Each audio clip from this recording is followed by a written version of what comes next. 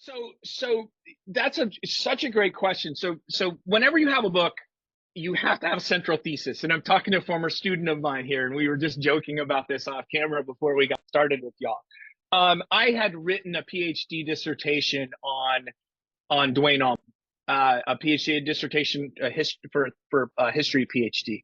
And then that just was a long document that just proved I could complete like this long PhD process, but I had to turn it into a book.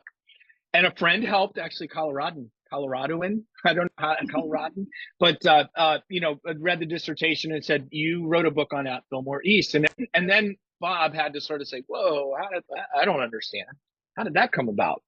How can you define, how can I define this sound that I think is the biggest in the universe, captured, on vinyl, on anything recorded, in like one album or one say-so.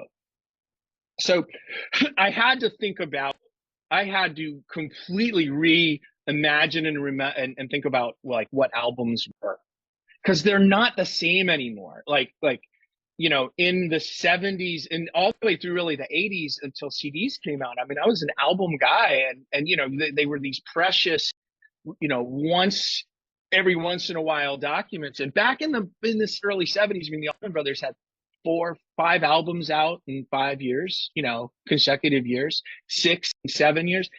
I mean, now it takes artists, or it did for a long time, took them years, to put stuff out. Now people are speeding it up, but they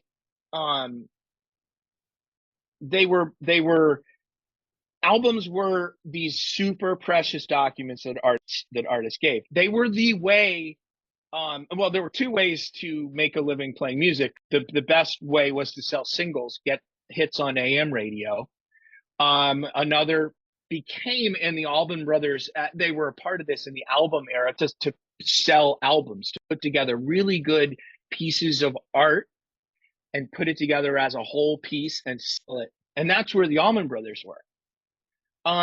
For them, though, the problem was they had recorded 2 records going into this. 1969 is their debut record, self-titled, 1970s Idlewild South.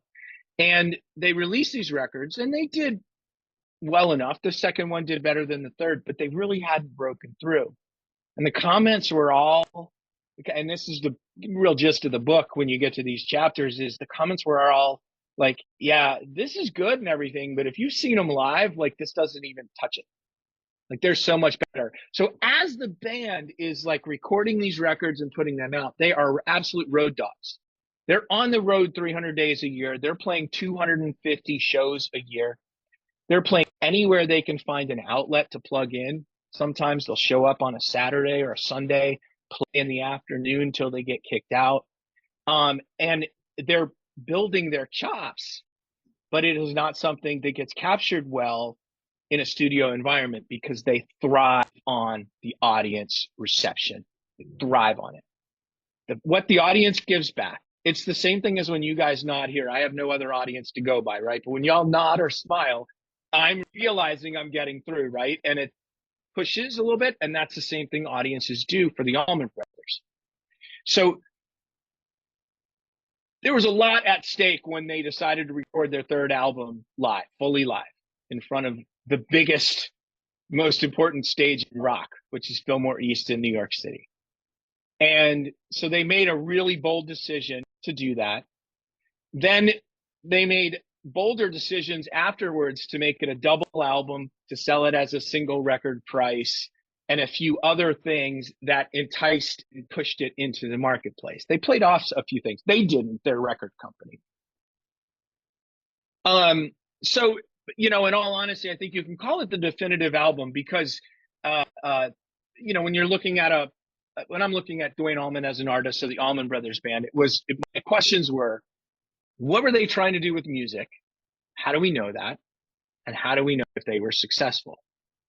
Well, we know what they were trying to do because they said it. And it's not just Duane, he sets the vision, but they all share this vision about music with improvisational intent, creativity, played virtuosically, or played by virtuosos, audience reception is important, etc. How do we know if they succeeded? Well, that's what the audience said in their reviews and in the primary sources that I referenced, right?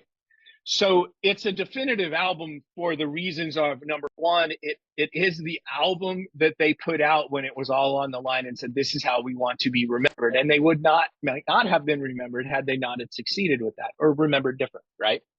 They would be maybe much more of a cult in the lowercase following, underground, like, ooh, this major secret, instead of something folks know. The second is because it worked, right? It's sold, and not only was it received very well, but it also sold very well, continued to, and is known very well as this definitive statement. So I guess, Allison, your question is a big one, right? But it's true. Like, how do you call it definitive? It's because you've got this kind of, well, people saw it as definitive, they saw it as definitive, like now it's part of canon. So, I'm sharing it with, my kids and, other rock fans and that sort of thing. Now, the musical barriers, I'll do that's your second question here. So I'll just touch on it real quick. As quick as I can do with anything.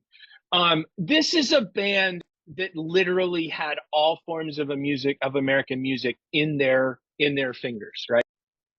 They had blues, they had jazz, they had folk, they had country, they had string music, bluegrassy stuff. They loved, they liked classical. They liked what the San Francisco bands, the Jefferson Airplane, Grateful Dead, and others were doing with their music, expanding, changing things, adding this kind of weird youth element to the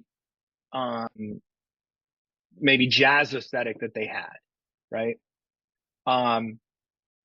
They added all this together into something that really is uniquely theirs. And now everybody will say, my dissertation was like a new form of American music, but I never could name it. And it's not really Southern rock. I think this may be something we'll get to. And it's like a tiresome subject, but it's one that is worth discussing. Is it's bigger than that. It predates the explosion of Southern rock. So it's like this whole completely new thing. And people did sort of struggle to say, how do I define or describe this? I mean, everyone from, the everyday people writing in college newspapers without a byline to, Lester Bangs of Rolling Stone magazine, like, I just don't know how to tell you what I'm hearing, but it's really awesome, So they were just doing something new, and new takes a little while sometimes to catch up. There's a quote I have of Phil Walden, their manager, record company owner, hands in a lot of cookie jars, got in some trouble for that. But he said, we were just afraid maybe this group was too musical, if they were just too good for the audience.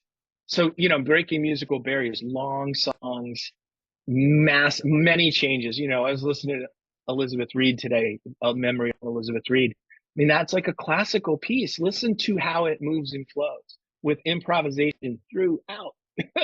It's amazing.